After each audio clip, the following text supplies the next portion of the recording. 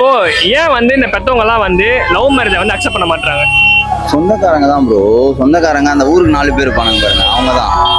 அவங்க 4 பேர் 4 விதமா பேசுவாங்கன்னு சொல்லிட்டு எல்லாருமே பயந்துட்டு தான் இருக்காங்க. ஆனால் பர்சனலாக எல்லாருக்குமே அவங்க பசங்க ஹாப்பியாக இருக்கணுன்றது மட்டும் தான் இருக்கும். அவங்க லவ் பண்ணவங்களோட இருந்தால் தானே ஹாப்பியாக இருப்பாங்க. அதுதானே தேவை. பேரண்ட்ஸை நம்ம என்ன கொடுக்கணும் அதுதானே கொடுக்கணும். இப்போ என் பசங்களுக்கும் நான் அதான் சொல்லி தருவேன், அதான் பண்ணவும் செய்வேன். பட் ஆனால் இவங்களாம் என்ன பண்ணுறாங்கன்னா, சுற்றி இருக்கவங்களாம் ஏதாவது சொல்லிடுவாங்க, சொந்தக்காரங்க கேஸ்ட் பார்க்குறாங்க, ரிலீஜன் பார்க்குறாங்கல்ல, ஸோ அவங்க திட்டுவாங்கன்னு தான் பயத்தில் தான் வாழ்ந்துட்டு இருக்காங்க. அது கொஞ்சம் கடுப்பாக தான் இருக்கும். அட்ஜஸ்ட் பண்ணிக்க வேண்டியதுதான், அவன் மாற்றணும்ல. நம்மளுக்காக ஒரு சில சாட்டிஸ்ஃபேக்ஷன் அவங்களும் பண்ணுறாங்கன்னும் போது நம்மளும் ஏதாச்சும் பண்ணணுன்ற கட்டாயத்துக்கு வந்துடுறோம். சரி, வேறு ஆப்ஷன் இல்லை. சரி, நம்மளை விட்டு கொடுத்துட்டு போவோம். அப்படி ஏன் பிடிச்சிருந்தது?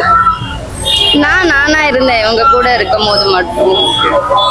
ஸோ அப்பதான் புரிஞ்சிச்சு இதான் நான் அப்படின்னு சொல்லிட்டு. இவங்க கூட இருக்கும் போது ஃப்ரீயா இருக்கேன். ஸோ இவங்க கூடவே டிராவல் பண்ணலாம் அப்படின்னு சொல்லிட்டு. எங்கள் அப்பா அம்மாலாம் ரொம்ப ஸ்ட்ரிக்ட்டு. நீ வந்து என்ன கூப்பிட்டு போயிடுவல்ல அப்படின்னாங்க.